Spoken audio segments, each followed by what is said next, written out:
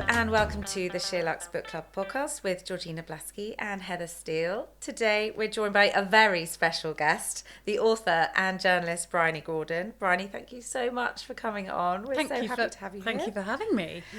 We're really excited to hear all your thoughts on this month's book. And at the end of the podcast, we'll be discussing your latest release, Mad Woman. But first up, Tom Lake by Ann Patchett. In this podcast, the three of us will be diving deep into the novel and discussing some of the comments left by book club members on the SheerLuxe community.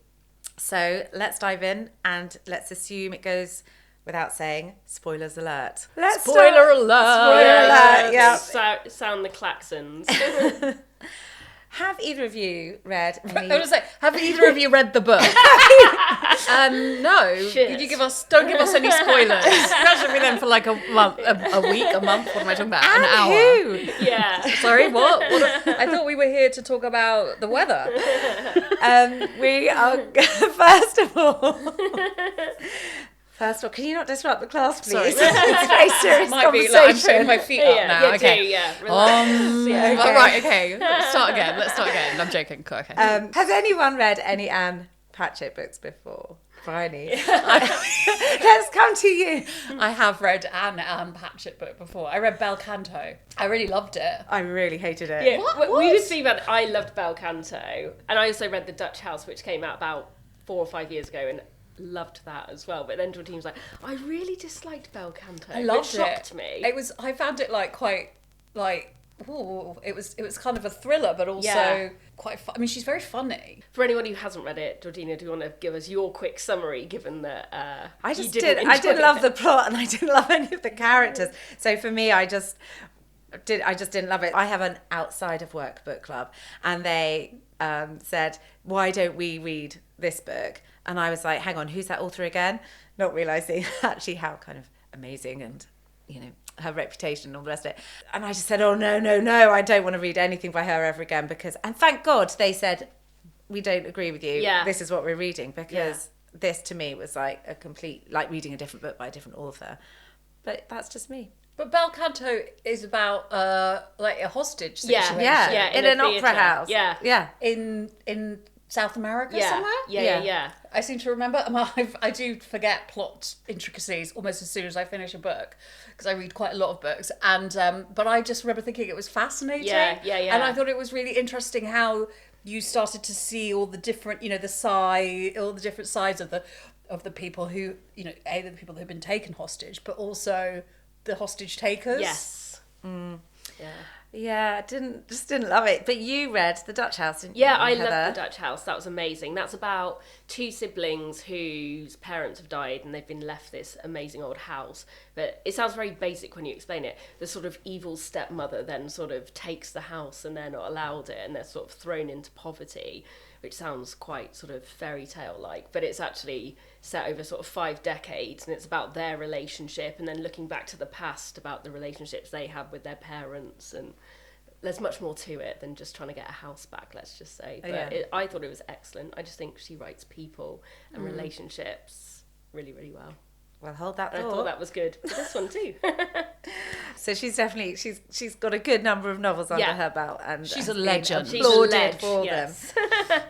them. And so last year she received the National Humanities Medal from the White House, which they say she received for putting into words the beauty, pain and complexity of human nature. So based on the previous books we've just been discussing, and this book's sort of central plotline being largely set in the pandemic, we can see why that sort of human nature and complexity, how that sort of works. How did you both feel reading a sort of pandemic-based book a few years on? I really enjoyed it. I loved it. I didn't really know what to expect of it, and I didn't see it going as it did. I like that sort of because the pandemic's it's quite a long time ago now. Yeah, and nearly 4 years ago. And I like that started. making sense of how we of that very, very strange time. But it's not really about the pandemic. No. It's about a family thrown together during the pandemic. And I really loved it. I just think she's such a funny writer as well. Like there were bits, she doesn't set out, she's obviously not a comedy writer, but there were just little bits that just made me actually laugh out loud. Like when one of the daughters is finally told that she's going to get married, and her husband to be starts talking to her dad, and the daughters are like, "Are you arranging her dowry?" Yes. But the way it was just, I mean, it's just there are. I really loved all that little stuff of the daughters interjecting as mum tells her story and telling her off because she can't use that word, she'd get cancelled. Yes. There were like lots of sort of like generational crossovers, which I thought were done really beautifully.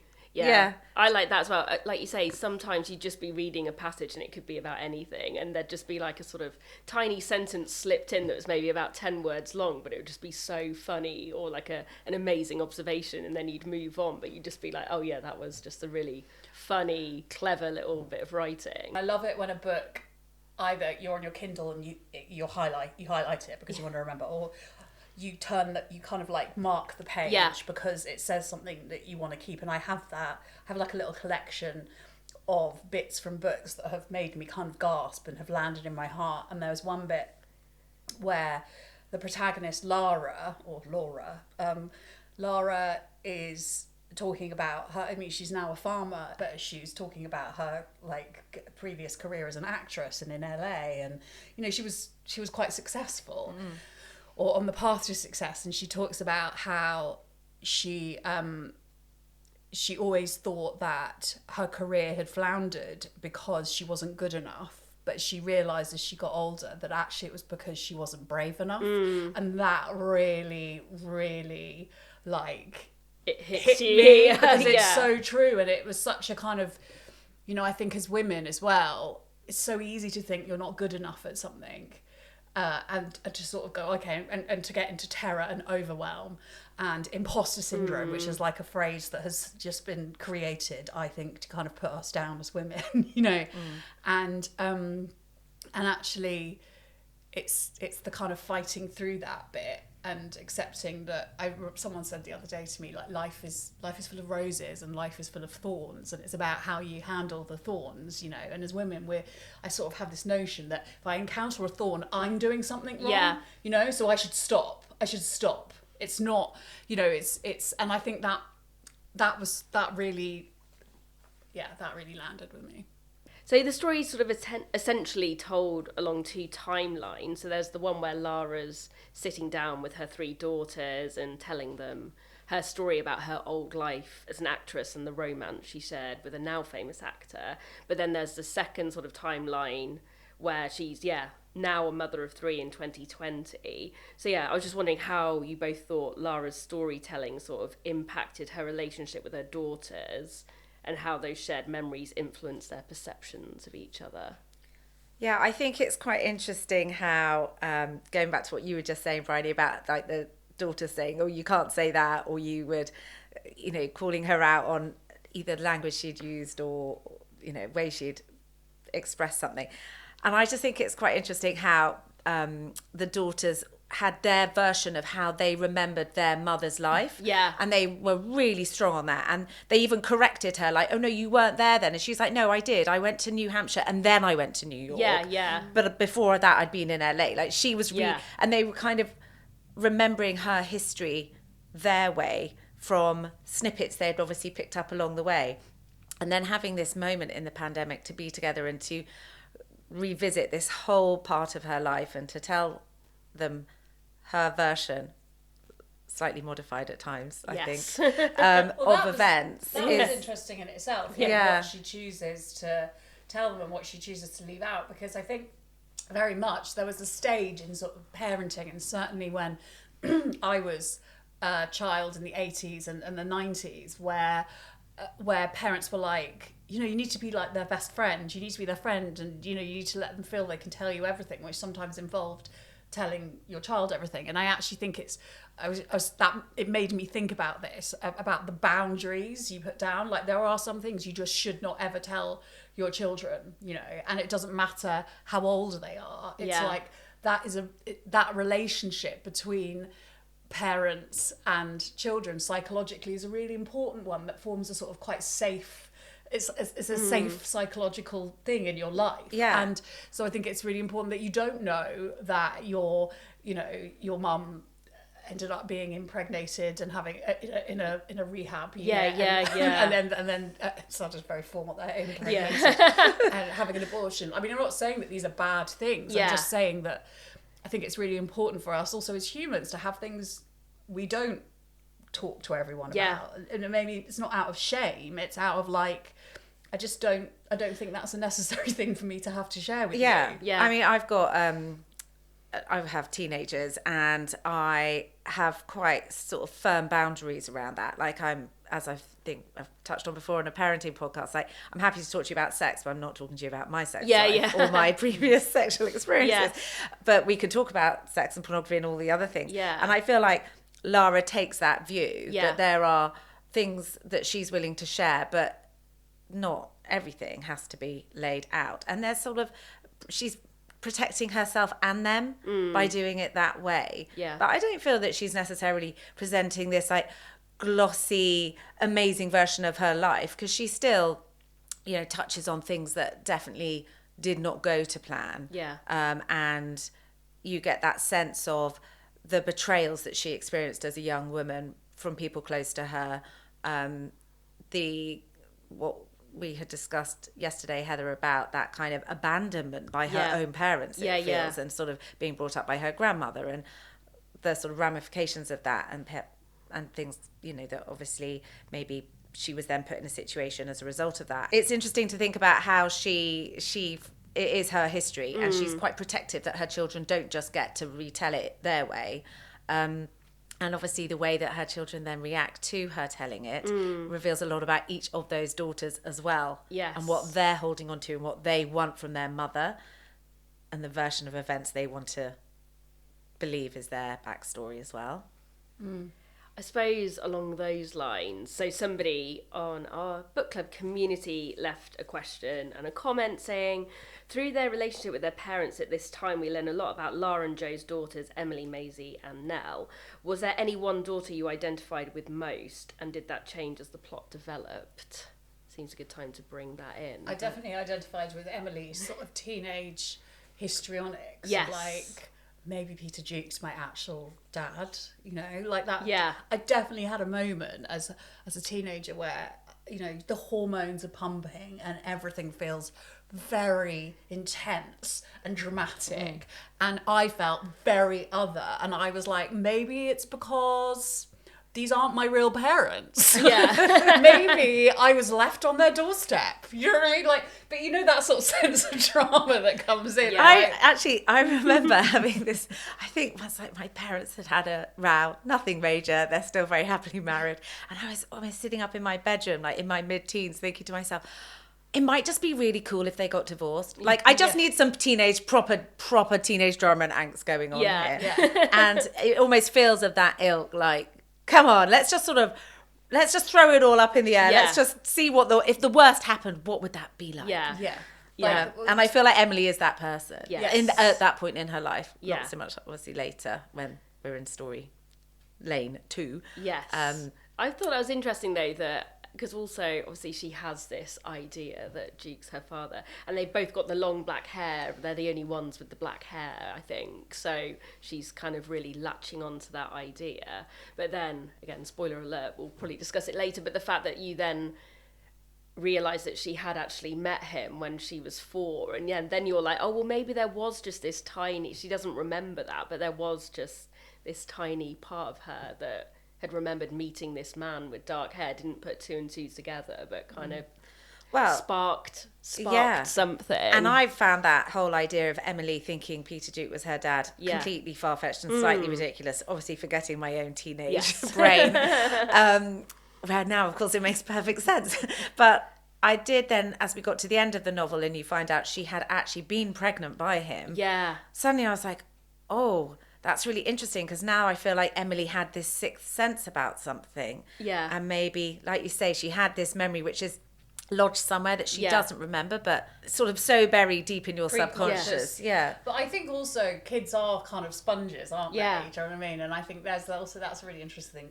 thing to explore, is like, you think you can keep things from them, but actually, even if they're not picking up, even if they don't know exactly what happened, they will pick up and absorb your kind of vibe. And yeah, maybe that is what that kind of sixth sense is. And you said that yesterday, actually, Georgina, when we were coming up with the questions, that you were like, maybe when Emily was 14 and having all the, you know, shouting out and being like, he's my dad, this, maybe Lara accidentally sort of reacted in a certain way, or her face was just kind of revealing more than she, remembers at the time because of the pregnancy that she had. Yeah. Before with G, like maybe that sort It of was revealed something to Emily that she latched onto. Yeah. There's also this kind of theory in psychotherapy of like, and I hear it all the time when I'm listening to like very woo-woo kind of podcasts or whatever, where like whatever you don't deal with, you're like psychologically in your life, your children you will pass down and your children will end up dealing with. I think so, and I feel like that is so much about what this book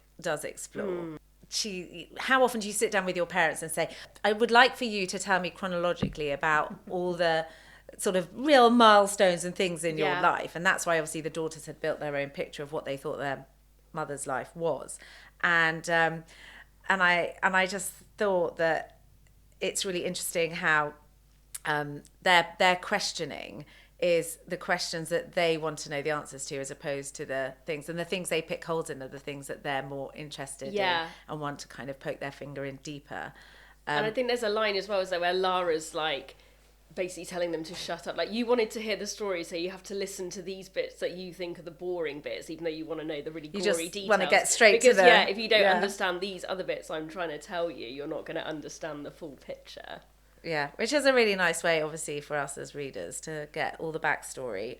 Talking of kind of the backstory, I think Lara, as a young woman, while she's clearly independent, she also appears, especially when she's much younger, to be very impressionable. She gets swept into relationships. I'm thinking about with the first, well, Jimmy George, the maths teacher from 2 towns over, who obviously is essentially grooming her. There's smoking, sex, acting, moving away to LA at a young age on her own, quitting college, then moving on to the farm with Joe. Equally, it would be fair to say she ends up in strange situations as a young girl because of her lack of parental guidance. Was she old before her time? And how do the adults that come into her life influence her? Oh, that's a big question. It's a big question, isn't it? I mean, I think it's just really interesting how, well, I can't imagine being a child of the 90s in that sort of teenager time. My parents going, yeah, you go to LA, give it your best shot. We'll see you when we see you. So we assume, aren't we, that we know that she was in LA and doing this thing in like the mid to late 80s. Yeah. Yeah, I find that all fascinating as well, and that sort of also that not really realising that those things, what that really reminded me, those opportunities that we experience and we when we're young, and we just don't have any clue as to how amazing they are. Do you know what I mean? We just sort of go, oh yeah, sure, I'll go along with it, and then later we go, in a way, and later go, oh my god, I can't believe I didn't see, the opportunity I was being given. And that sort of hindsight you can get, where because we can be so down on ourselves and so awkward about ourselves, we kind of, I guess it's that imposter syndrome, so it comes in and you don't actually kind of make the most of it. Does that make sense? Yeah, I think so. Yeah, especially because there are times when she's at Tom Lake and Ripley, believe it or not, still trying to get her to come back to promote the film and do other acting jobs, and she's just not interested by that stage, is she? But perhaps if she'd have, like you say, thought about, actually, now is the time, if I want to make a career of it, I need to be back in LA and doing all these things and making the most of the opportunities while I have them. But also that sense of, as women, going with, not having that strong sense of self, which I totally relate to, where it's only really in my 40s that I've gone, actually, I'm going to do things my way. I've had the strength, to kind of go, and I've always done what other people have wanted from me, you know, but I've never necessarily done what I've wanted, and I've gone and done things that I didn't, you know, because I'm like, oh, they must know better than me about what's good for me. Yeah. Do you know what I mean? Well, and I think she is definitely guilty of that. Yeah. Well, not guilty, signed up to that. Yeah. Because even when she's sort of, I think she says like her grandmother had made her the one piece, and then the wardrobe Yes. girl is like, take the two piece. Yeah. And it felt really daring that she was going to wear a bikini and not a swimsuit, which is why in my mind I felt like it wasn't necessary. It didn't feel to me like an 80s/90s situation. I felt like it was more of a 40s or 50s, and I had to keep reminding myself, hang on, this is actually set way more recently than I felt. Like I had this image of her No, but arriving. the 80s, this is where we make the mistake. The 80s is not that recent. Yeah. In my mind, it was yesterday. Okay, I'm sticking with that. Like, well, that just was like last decade. It's I like, always think the 80s was 20 years ago, and it wasn't. Oh, No. it's gutting. That is a gutting fact. No, that I I'm can tell having you to for a tell you. fact, because I was born in 1980 and I will be 44 this year. So, Well, to me, I still think 20 years ago. But I had this idea of her like arriving at LA airport, and like the limousine comes to pick her up, and Yeah. I've kind of got this whole, you know, that Leonardo DiCaprio Catch Me If You Can airport yeah. where he's Oh, always yeah, walking yeah. through with all the air hostesses and all the Yes. beautiful cars, and like that's what I pictured. And we said like yeah. Tom Lake, we thought felt like the Dirty Dancing Yeah, hotel Love with the the lake. idea of Tom Yeah. Lake. Yeah. You know, I was like, I want to be in Tom Lake. Yeah.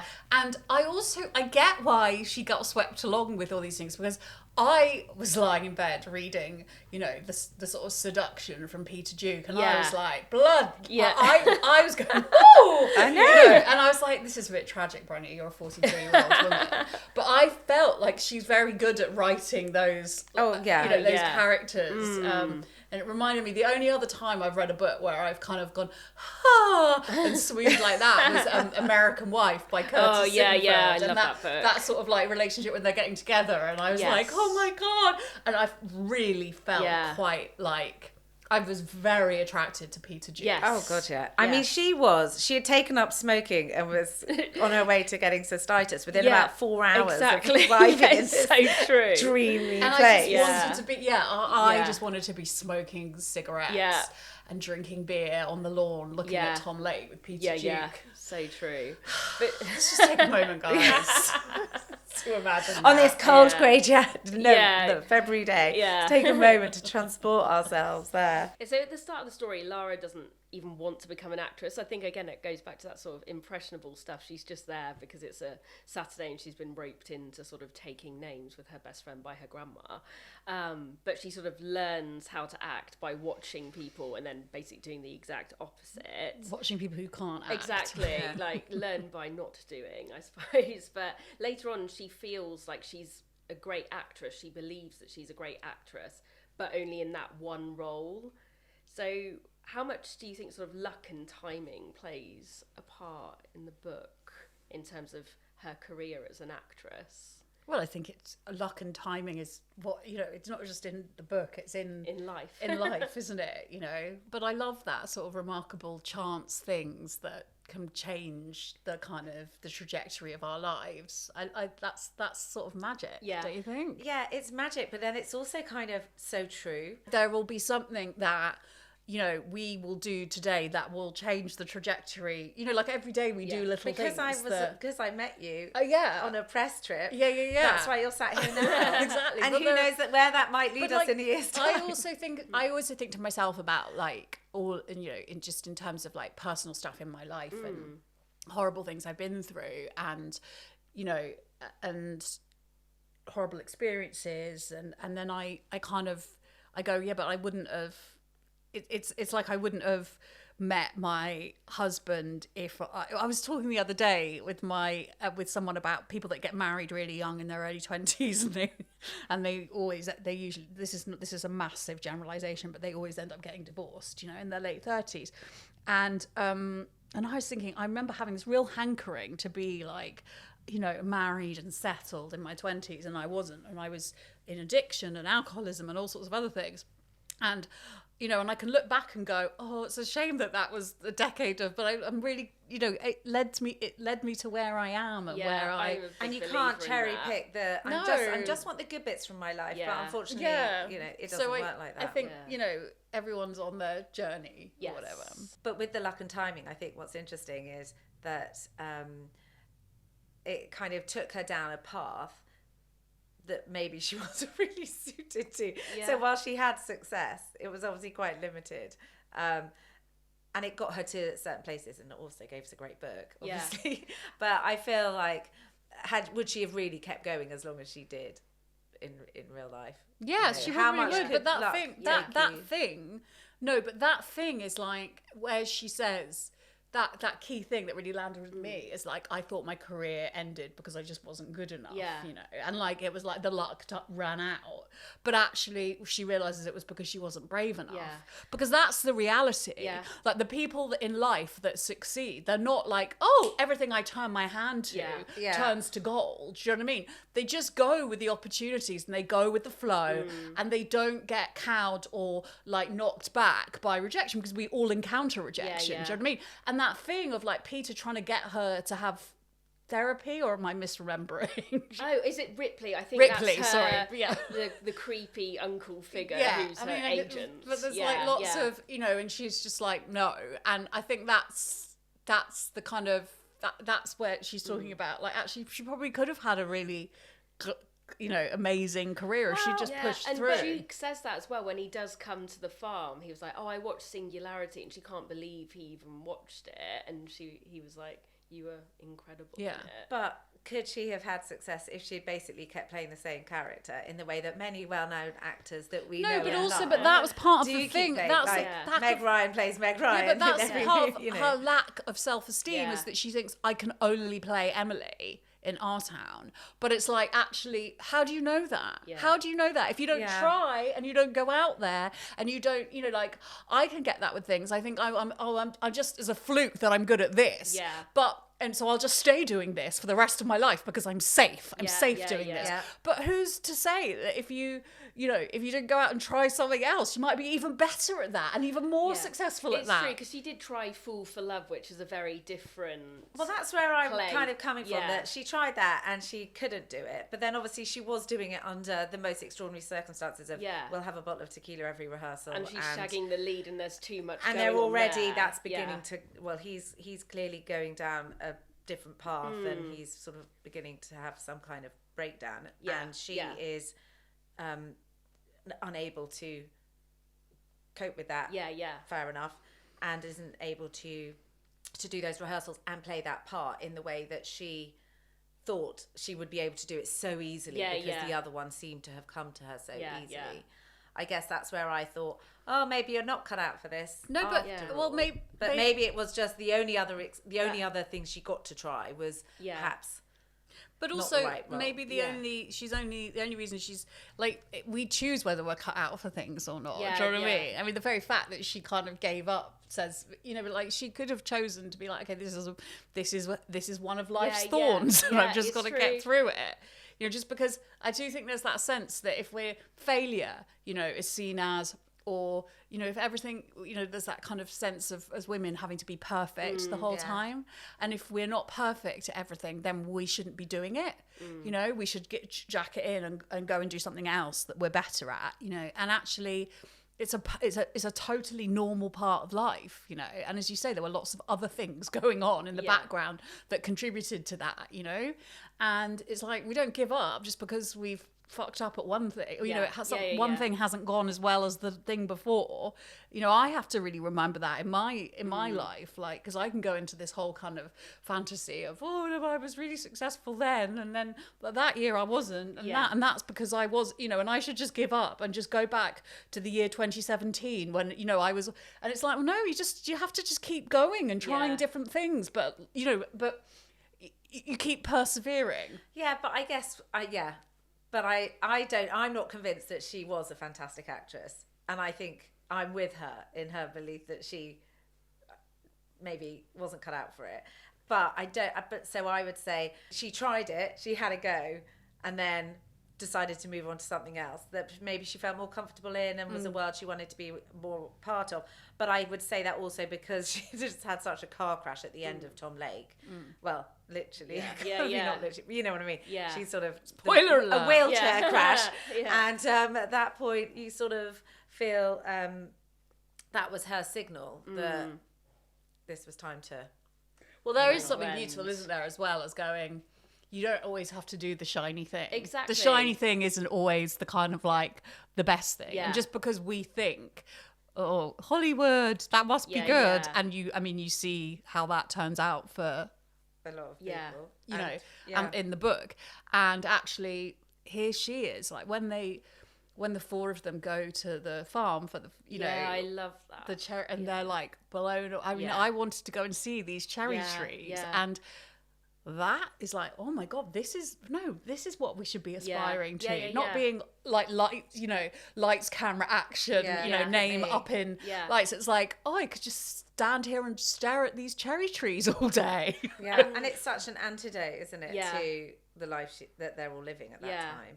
And I think she is genuinely happy with that life with Joe, with her daughters on the farm. And, she says so many times, it's not easy. It's not easy being a farmer and everything else that comes with. And, you can see throughout them cherry picking in a whole season. It's fucking hard work. Far easier to be a Hollywood star than it is to be a cherry farmer. Yeah, like it sounded exhausting. But she still seems happy. So I feel, maybe luck, timing, whatever it was, choosing a different path. I would be worked happy. well. I'd be happy. Oh, it sounded like heaven. Even the description of them against all their neighbours' advice, like doing the kitchen extension for having that massive window just so they could look. No one has a big window in Michigan. What are you doing? Just to look upon the orchard. I was like, that does sound idyllic. Yeah, and I think it's that real the appreciation that she has for Joe's uncle and aunt and what they put into the farm, and then naming Maisie after the aunt. And I think just talking a bit about names and identity, all the daughters' names and the meanings behind those names are revealed as we get through the novel, particularly towards the end. I think finally finding out that Nell is after her beloved grandma is really, really touching, so sweet. And I think it's lovely to have all those meanings behind the names, but also I thought how she uses names to reveal identity. Oh I loved. Spoiler alert! I loved realizing that Nelson was Joe. I was like, that. no way! You didn't see it coming. No. I said this to Georgina. Did you? I sort of just literally about 3 or 4 pages before it came, I was like, aha! No, I think I've worked something out. I didn't. I had to read it twice because I was like, "Where's Joe entered the picture? Yeah, Where was Joe?" But she does just like slip it It's in, so and good. you're like, "What?" But It's also, so I love that good. because also it's like totally flips your expectations. Yeah. And I love any book that does that, where you think, "Oh, this is a," and now, Yeah. and I love that. Oh, and And Nelson is now a cherry farmer. But like from. Like, Who gets the girl? Yeah, Yes. exactly. But if you were to like lay the plot out like that, like, oh, and guess what? This director guy was actually her husband. It might seem a bit like, oh, of course. But just the way she does wrote it and it was revealed, it was just so clever. And I didn't see it coming at all. I like shouted. I was on the sofa like, ah! My boyfriend Here's was a like, win for the little yeah, guy. I was just like, what are you on about? I was like, there's a major reveal. I thought that was excellent. Yeah, really, really good. I was listening to something, an interview with Ann Patchett, and she was saying her mum had said, I'm so desperate to read this book you've written, just print me out the manuscript and I just need to read it.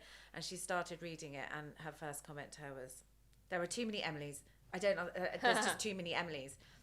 And again, when she goes to see Duke, when he is in the mental hospital and she gives her name. Yeah.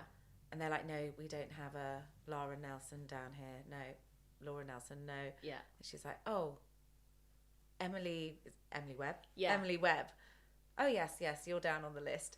And there was so much of her identity wrapped up in this part of her life that was then... that, he didn't really think of her as Lara. He thought of her as his co-star, Emily. Yeah. And his birthday even though girl, that quote he kept saying. Yeah, and there was sort of that was really interesting how the kind of legacy of names that people had, and as a reader, you sort of brought that into how you related Yeah. to those characters. It's true. Because suddenly, had it just been, oh, and then I married this guy called Joe the Cherry Yeah, Farmer, yeah. you'd have been like, oh, Joe the Cherry Farmer. Yeah. You were like, oh my God, Joe, who Uh, was brought back Yeah. into the theatre where they then reconnected, and she Yeah. was like the seamstress. Yeah. And he was brought back in as like this emergency director because his Yeah. reputation was that good. Yeah, And yeah. yet his heart was, I just want to go and help out my uncle and aunt and take over the farm. But also, her name is like she's originally called Lara. Laura, yeah. Yeah. And then at a young age, it's like, I'll take the U out. yeah, this Lara Kennison sounds better than Laura, so I'm just going to make that decision right now. Actually, on the subject of Emily versus Lara, Joe calls her Emily. That scene you were just talking about when he is in New York and they sort of meet again, he's like, Emily, and she's just there like continuing, thinking he's talking to the person she's sort of working on because that's not her name.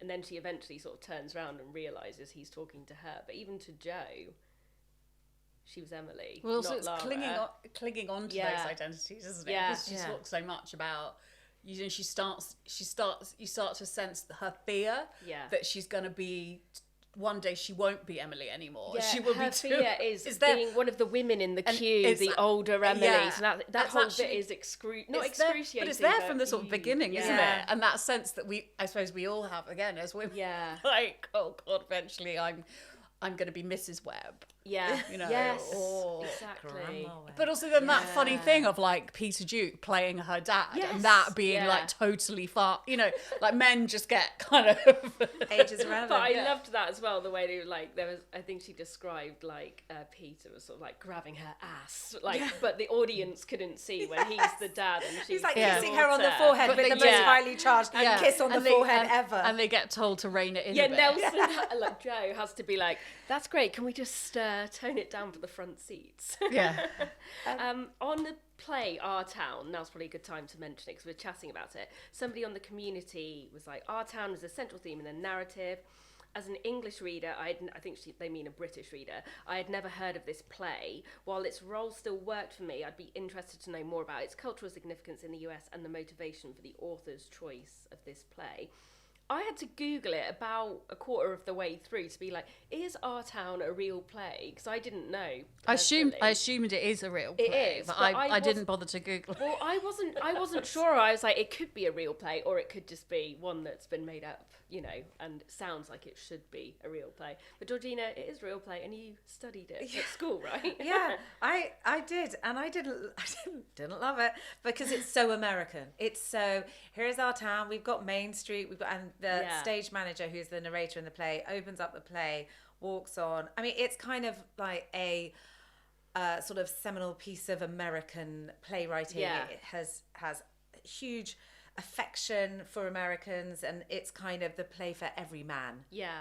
But I don't feel like it translates over to the sort of British mindset in quite the same way. So I found actually knowing the play and not loving it, having studied it at an age where I probably just Wouldn't really have ever get appreciated to be it fair. anyway. Yeah, I just found it kind of annoying because I think I just remembered like play rehearsals doing it and thinking Yeah. this play's really boring because I didn't get the nuances Yeah, of it yeah. at that point.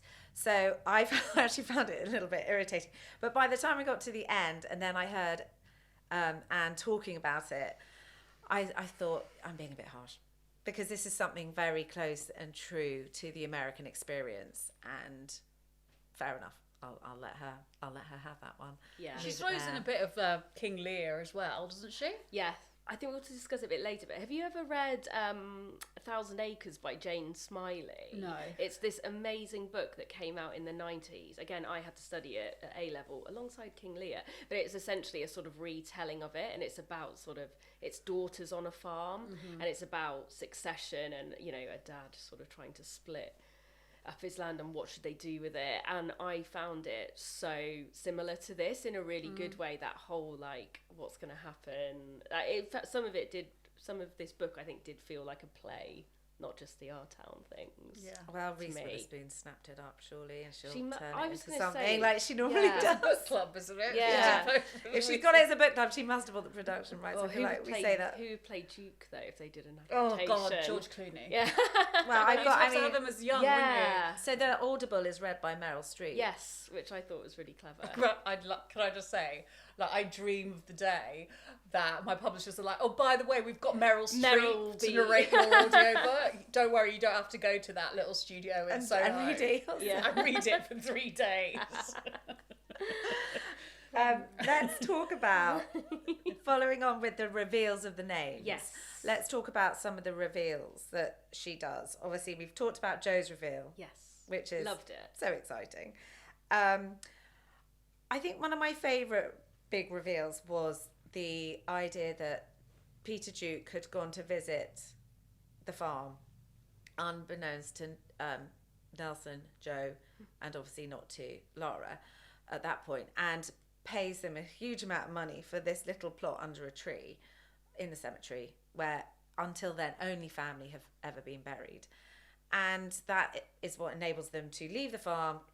And I found that strangely moving that, first of all, he had had one afternoon at that farm when the 4 of them went, and was so, we talked about it earlier, this farm was obviously the epitome of what everyone felt, their family life with the farmhouse and the, you know, the lovely kind of the napkins and the crockery and all this sort of this beautiful domestic scene. It was tough, it was hard, they didn't have a lot of money, but everything felt just like it should. Yeah. And then the land, and all he wanted to do, even at that point, as a sort of film star, still wanted to come back, and that would be where he would rest. Yeah. And I didn't find that unbelievable, that scenario, that he would have felt like that, because he was such a troubled soul who clearly didn't have a feeling of home himself. Did you feel that reveal was plausible? Yeah, I did actually. I liked that Sebastian made a reappearance for sure. But no, I thought it was a good way to sort of wrap the book up. It Tie did up make some sense. loose ends. Yeah, but Quite neatly. Yeah, and I liked the way it was sort of held back till the end, and his death as well, because we were debating yesterday, we couldn't remember exactly when it becomes apparent that Duke has died. I was always under the impression that maybe he has, but it wasn't sort of explicitly said until a bit later on in the book. But maybe that, I don't know, maybe that was just me. Did you have any inkling he was dead from the off? No, you know, reading a book, we all see different things, don't we? And to me, that message was, that sort of, that those people that are very successful and very driven and very troubled, you know, and they achieve everything that we all, you know, on paper think is are the markers of a successful life, you know, being a movie star or any of that. And actually, fundamentally, he just wants to rest under a cherry tree in Michigan. You know, and I thought that was really moving. And I thought that tells you a lot about what we all, you know, will probably feel when we're on our deathbeds, is not, oh, I wish that I had Release 5 more feature you know, but or whatever, or like achieved. been, you know, it's actually, God, I wish I'd spent more time in places that made me happy with people that make me happy. Yeah. You know, and that really resonates to me now as just a, you know, just trying to work out what, you know, that juggle of like, you know, and actually fundamentally, I just want to go, and I really want to go to Michigan now, which I've never done before, never wanted to do before. But you know, like that thing of like, made me think about how actually the highlights of my life are times sitting on the beach in Cornwall, or do you know what I mean, or you know, like with my family, and those are the you know, it sort of redefines what success is, and I think that's a theme that a lot of people are exploring right now. You know, well, and I think linking back to this book being set in the pandemic, it's that idea of actually simple, basic. I mean, when we all had our hour a day of being allowed out right at the beginning of very strict lockdown, oh my God, did I appreciate walking around the common Yeah, in I circles mean, like, endlessly. I would have given anything to have been on a cherry farm in Michigan. know, and yeah. not, and not my tiny 2-bed terraced house in Yes. South London. But even getting out Yeah. and knowing that Yeah. you could go out, suddenly having that moment of being out in the park or wherever you might have been in the world became so it was like medicine for the soul. It was so soothing to suddenly be outside and something, and actually being at home surrounded by tech and 24-hour news and all that other stuff.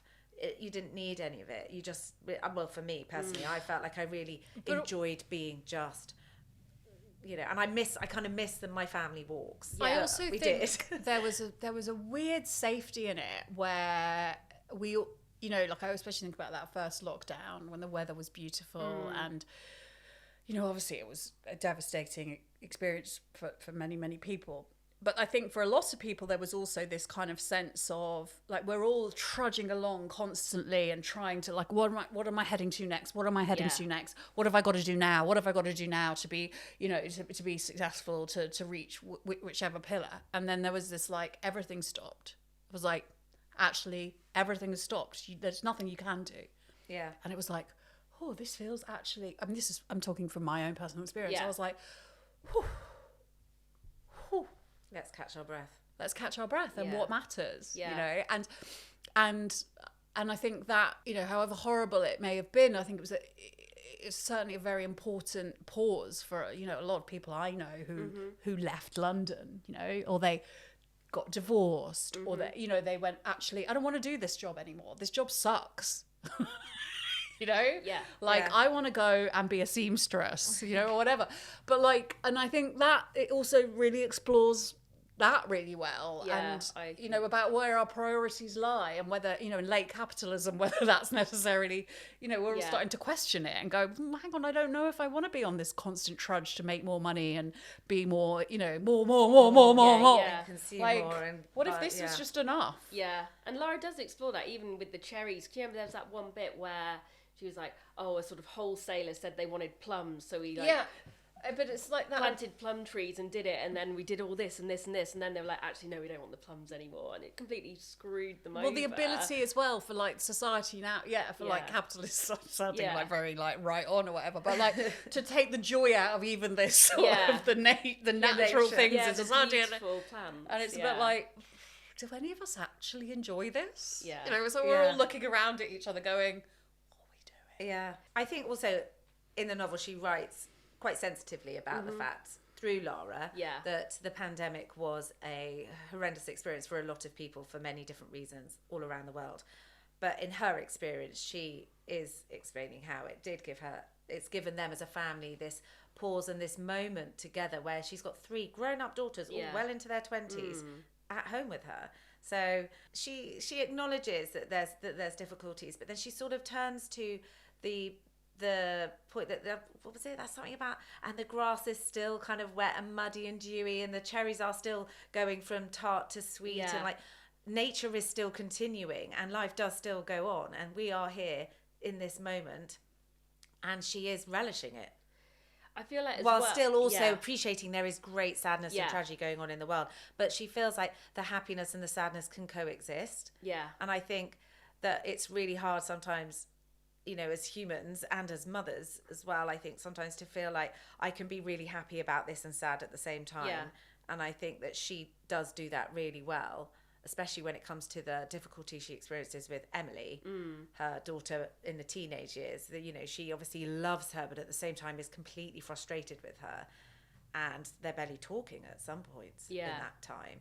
And I feel like she just does that really nicely when she's talking about the pandemic and about that relationship. Yeah, and I think by the end of the book, like, some necessary healing has definitely happened between her and Emily, and therefore the rest of the household when it comes to sort of talking about Duke, and Emily finally accepting that he, you know, her mum did the right thing for her and that Duke isn't her father and Joe's actually all right really and all that stuff. But I do think she's quite good at sort of touching on the guilt she feels about having these precious moments and trying to sort of respect the fact that apart from Emily, the other two daughters, one's training to be a vet and the other wants to be an actress, and they're having these things sort of taken away from them, their progress and things, but she's sort of secretly relishing what we were just saying about how wonderful it is to have her 3 daughters all under one roof working together. Motherhood, I thought, I'm not a mother, but for me, when I was reading the whole thing, it really did feel like a key theme. You know, there's Lara who's living with her grandma. She's got her own sort of, it's revealed later on that her own mother had her quite late on in life and was almost sort of embarrassed to be a new mother when she had 2 sort of sons who were on the varsity football team, and then that's why she went to go and live with her grandmother. And then there's also, you know, the fact that they're all living under one roof for the first time in a long time. And then there's also sort of, for me, like the themes about in our town as well, you know, Emily, the character in the play, dies during childbirth, and then there's the other sort of Emily, the real Emily, not wanting, deciding that she's not going to have children. Exactly, and really rocking the boat, which can happen a lot of times. I think lots of parents can feel very saddened if they hear that their own child doesn't want to necessarily have children themselves. I was just wondering, I guess you two are both mothers, did you sort of feel that theme quite strongly throughout the book? But I also thought there's that sense of that they are our children, but they're their own humans. Yeah. They're not ours, actually. We're just privileged to have like brought them into the universe, and we look after them until they're 18, but they're their own humans and they're going to do what they want to do, and that might be they're going to become deluded that that George Clooney's their dad. I can't wait for my daughter to get to that stage. Yeah, you'd be like, wow. I'll be like, well, actually, keep that rumour going. Or, and then they'll be like, well, I'm deciding not to have children, and you're like, well, just as they think they know the better versions of their mother's story, parents think they have better versions of their children's story. Oh my God, that's so true. Yeah. And it's not, and that isn't the case. You know, Yeah. we are all just humans. And I think that's fundamentally what the kind of theme is for me, is that, right, really going, ooh, like, I don't, I have this idea of my mother as my mother, and she has this idea of me as her daughter. But there's also these versions of us that are in many ways just the real versions of us, who are whole humans. Yeah. And I think that's a really important thing for me in parenthood as well. Personally, is like, it is not my job to like this human's job is not to please me. It is not. This human's job is disappointing that though, isn't I know, it? but I mean, I feel really like no one told me that before. This human's job is to be themselves, and my job is to let them know that the person they are is fucking brilliant, even if at times that person is difficult. Because actually, that is what life is, and it's about letting them accept themselves for all of themselves, and the tricky bits as well as the kind of joyous bits. That's that I think is the absolute, like, that's the point of parenthood, isn't it? Oh yeah, and I think actually the grandma gets that. Oh, she's great. She lets her go and do her thing. Yeah. And kind of sends her off with 4 dresses to wish her good luck on the way. Yeah. And I feel like that, to me, that felt like one of the I feel like actually Lara has a really quite a strong, healthy relationship with all her daughters, and complete hats off to that. It's an amazing family community, and the fact that Joe... hats off to her. I was like, she's not real. But to me, she is. And also that Joe has, thinking with the motherhood, but also like fatherhood, Joe, this silent, constant, lovely, warm, giving, hard-working. Yeah, but just should not be like, let's not put like loads of plaudits on Joe, because Joe, like this is such a thing. I'm like, Joe's so nice because he puts up with all of these women in his life. No, we're not doing that. I'm not saying he's putting up with. No, that's probably my mum's voice coming in. But like that thing where we go, look, well there's done, this the man. hard-working man who's a good dad. I'm like, Shall we give him a fucking medal because he's not being a dickhead like Peter Duke? Like, no, like let's just acknowledge. Joe does a good job as he should. Yeah. Okay. Fair. Okay. Let's take a moment then to think about the men in the book. Yeah, the men in the book. Obviously, before we. Oh, fuck the men. Sebastian. Yes. The one that got away. I mean, could have been. He was Definitely felt like it could have been when they were sitting in the restaurant after she has had sex in the bathroom with his brother. Yeah, But it felt like a conscious choice on her part to not make that go any further. I mean, I don't think he would have done that to his brother, though, would he? He But it wouldn't have seemed got like together. she thought something could happen if she decided to. And Joe says to do her, it. Yeah, in the book, yeah, were you in love with him? Talking Yeah. about Sebastian. So It- clearly yeah. there was something there that even Yeah. he noticed Yeah. back in Tom Lake and had, thought that, would that develop? Is there a spark or something? Which obviously it doesn't. Spoiler alert. yeah. But I just wondered whether you wanted it to. Would you have seen that as a... No, I wouldn't have done. I think Well, no, you got. I like. I just think it's really great for there to be relationships between men and women that Yeah. aren't like loaded with sex. Yeah.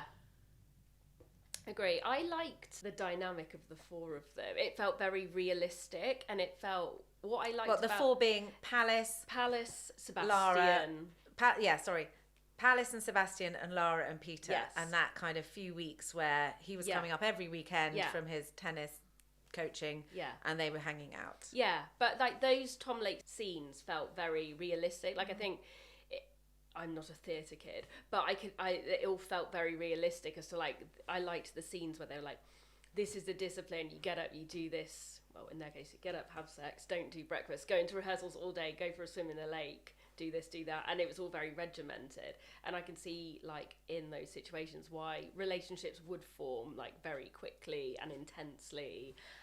Yeah, everything's like speeded up, isn't Yeah, it? and she kept saying, didn't she, like, oh, in Tom Lake time, like 4 days feels like 6 months sort of thing.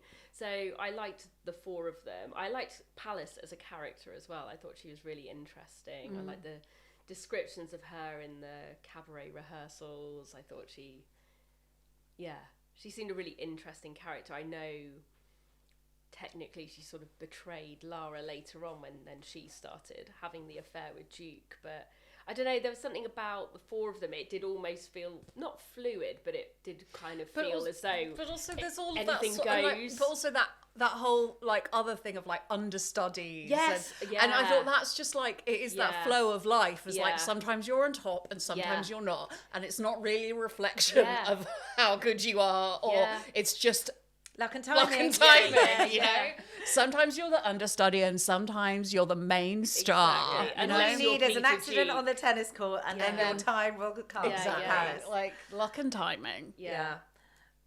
I think that, but there's a sort of vulnerability, isn't there, where Peter, he just sort of like, right, she's Lara's come in, I'm honing in on her. Oh, actually, she's not up to the next play. Right, the understudy's coming in. Okay, now I'm honing in on her. Well, I mean, Yeah. it's There just was like a sort of real predatory element to Yeah.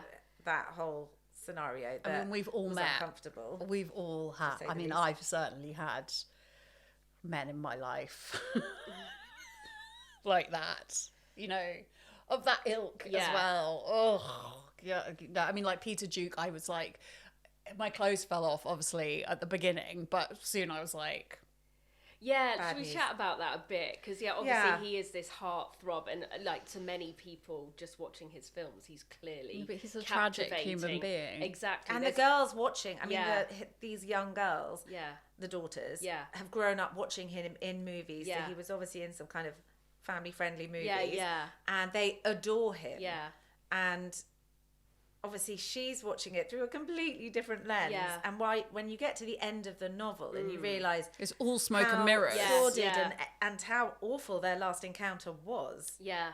On so many levels. Yeah.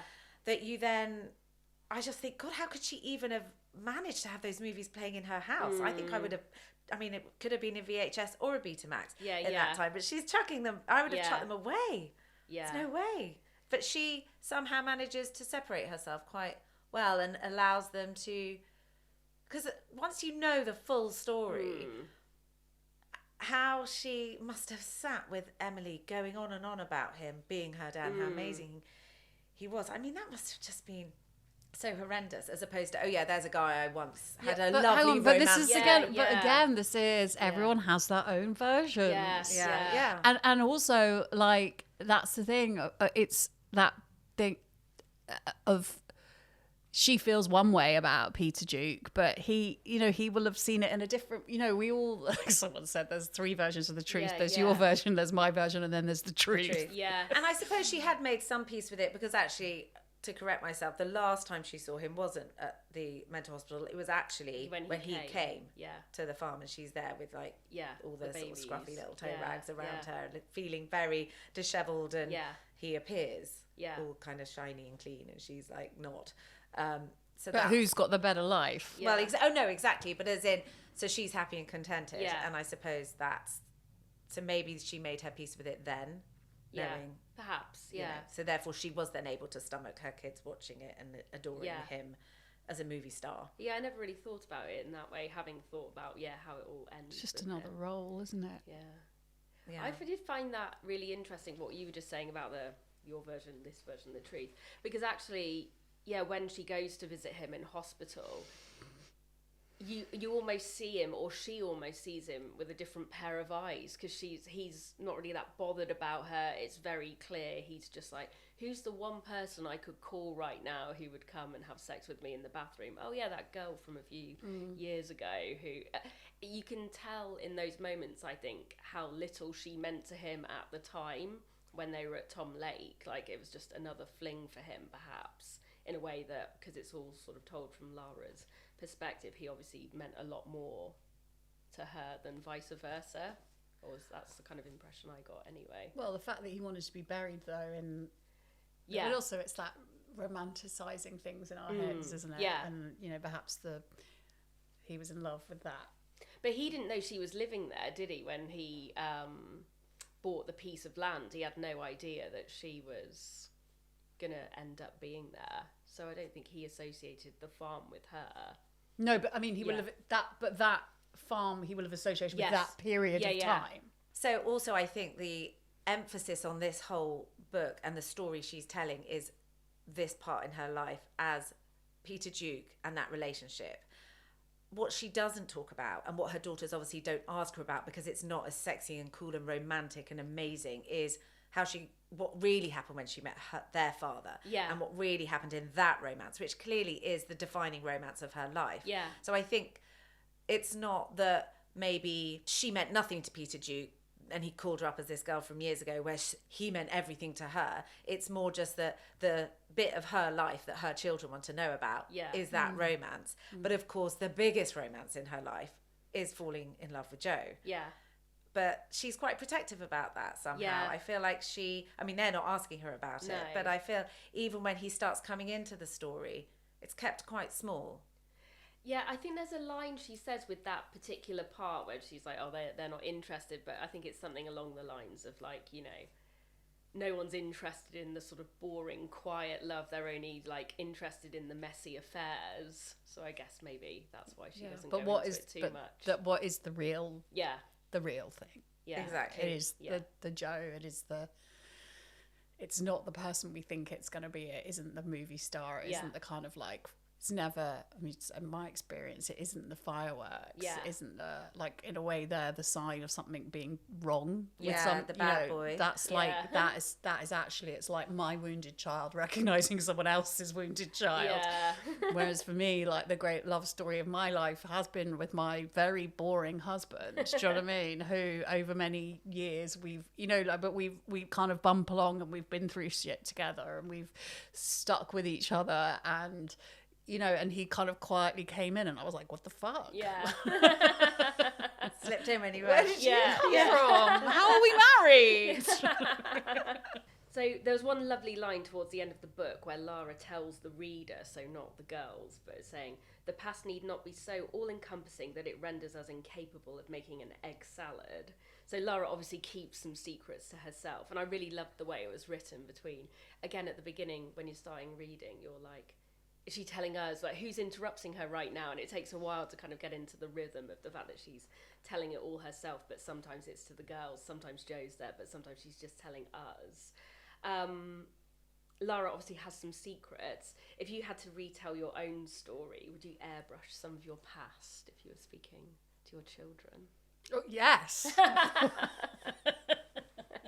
Most certainly.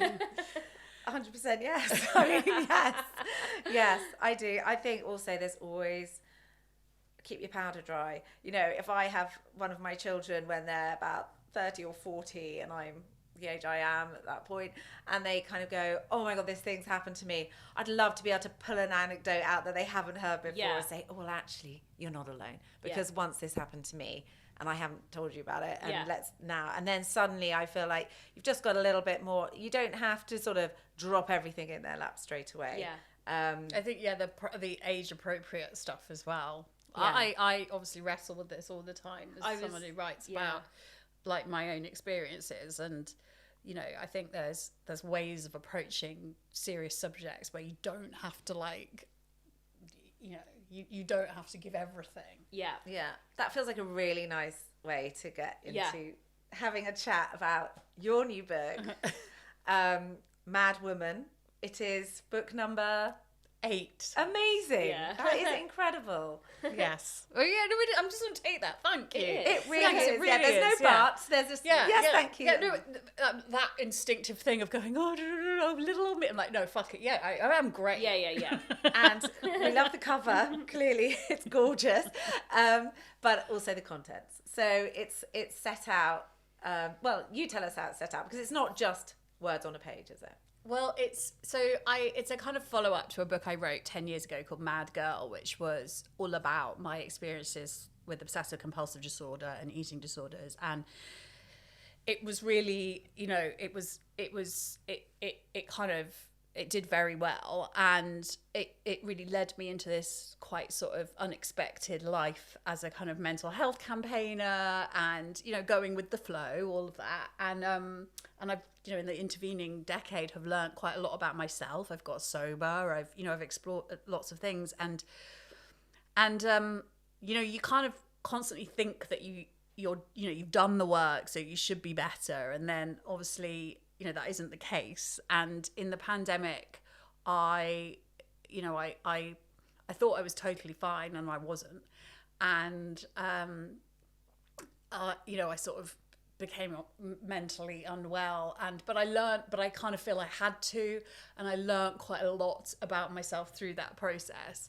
And so, whereas Mad Girl kind of follows the first like 33 decades of my life, Mad Woman is kind of the last 3 years, and it's really about that experience of realizing actually that a lot of the stuff that, you know, that the mad woman isn't, it's kind of going, well, actually a lot of stuff that we, you know, it goes back to that thing of being called hysterical or whatever, but a lot of the stuff that has happened in my life, a lot of the mental illness has been really appropriate.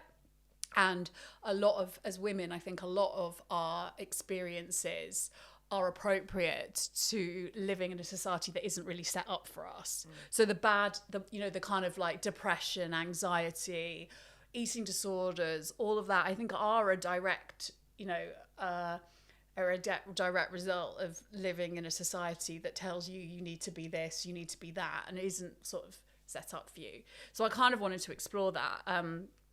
Because having thought I was like relatively sorted, I was really kind of polaxed in sort of end of 2020, where I realised I had developed a different eating disorder, a binge eating disorder, which I didn't even really knew existed. And then, you know, I've had OCD since childhood, but it came back very, very badly. You know, shortly afterwards, and I was really kind of thrown by it because I didn't see it coming, and I was sober and all of these things. And it turned out I was very hormonal. It turned out I've gone through quite an early menopause, and it was discovering all the links, like the huge links between hormones and mental health, and how I had probably had PMDD, premenstrual dysphoria disorder, since I was like 12, but no one bothers. It's like these are conditions that we're only starting to really explore now. Endometriosis, stuff that has existed since the dawn of fucking time. Do you know what I mean? But because it's a women's health issue, no one's bothered. Yeah. And how we are kind of going into that now. So it's really like the mad woman in this book is me going, I am fucking mad, and I'm mad at the way that that I've been made to think I'm a problem the whole time. I'm not a problem. I'm a normal human being reacting appropriately to this fucked up world we live in. So that's really what it's about. In a nutshell. That was not a nutshell. Spoiler alert, I end up at the end sitting on this sofa with you guys talking about Tom Lake. So, nothing too bad happens. But I liked that there were loads of screen grabs throughout of like notes that you'd written, say, at the beginning of 2020 or end of 2019 and things. I thought that was really effective. The notes showing. And even notes from your daughter as well, with 6-year-old spellings, which the I loved. iPhone notes. Well, yeah, and they're all like real, like I had gone through my notes on my iPhone. So when I sent this book in, it was just like a straight memoir. And they were like, the thing is, Bryony, memoir has changed since you last had a book out. And, people can't concentrate quite as much. So we need to break it up a bit. And I was like, what? And I was like, oh, I know. Why don't we just like, so I had this idea of like showing little snapshots from the notes app on my iPhone at various points through the book, which sort of I think chart exactly the kind of spiral and descent. So they start off really like, woo woo, you don't need to make New Year's resolutions, you're an amazing human being and you've got this, and they sort of slowly descend into just like links to Sweaty Betty leggings, and then and then it's just complete like, oh my god, I don't know how I'm gonna, get through the next day, which was very much my experience for quite, a long period. Well, I'm halfway through. I'm completely gripped. It's such a fantastic exploration of all those issues you're talking about, and I think that there aren't enough voices kind of making it safe for people to talk about it in a way that not normalizes it, but in a way that takes the stigma away, because sadly I think there's still too much stigma around people talking about mental health and how they feel, and being able to, especially if you're in the workplace or wanting to be able to talk about things you're going through, it's very difficult. It's one thing with a friend over a cup of tea, but actually to go out into the world and put it all out there is not easy. It's not, but it is also, for me, it's like, it's how I've come to see that that's what my job is now. It's like, this stuff has happened to me, and for some reason I don't feel that much like anxiety about putting it out there. In fact, I almost feel this need to do it, because what I get out of it is this huge connection with other people who, like, every book I've written has been like, I went through this thing and I felt really ashamed of it, or I felt a lot of shame, but now I've come through it, and I've realized that there's lots of people out there who go through these things, and it's writing it down and going, read this and please know that you don't have to feel this shame, and it's okay, and there is life on the other side. And that's what every book has been for me, really. So it's important to me, and I think that we have this notion that mental health or mental illness is something that we've sort of dealt with in society, and because lots of people talk about it, and I'm like, but it hasn't really been, and there's still a long way to go in terms of, we still don't treat people with mental illness in the same way that we treat people with physical illness. We just don't, and we've got a long way to go.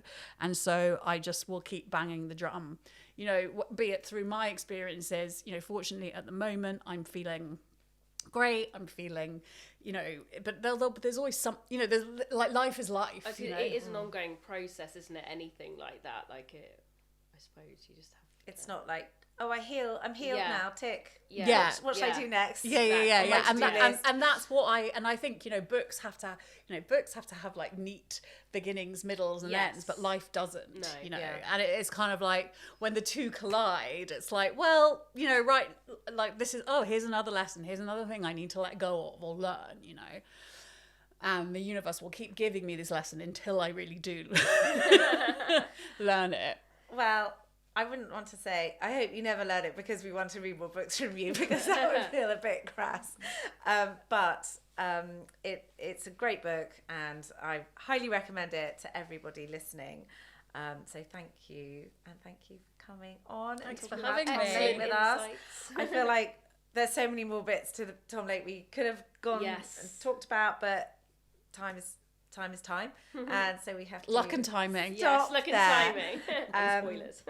So thank you everybody for listening, for commenting on the community. Thank you, Bryony, for coming in today. So thank you so much for watching and listening. Please don't forget to rate, review, subscribe and tell your friends. And we'll see you next time.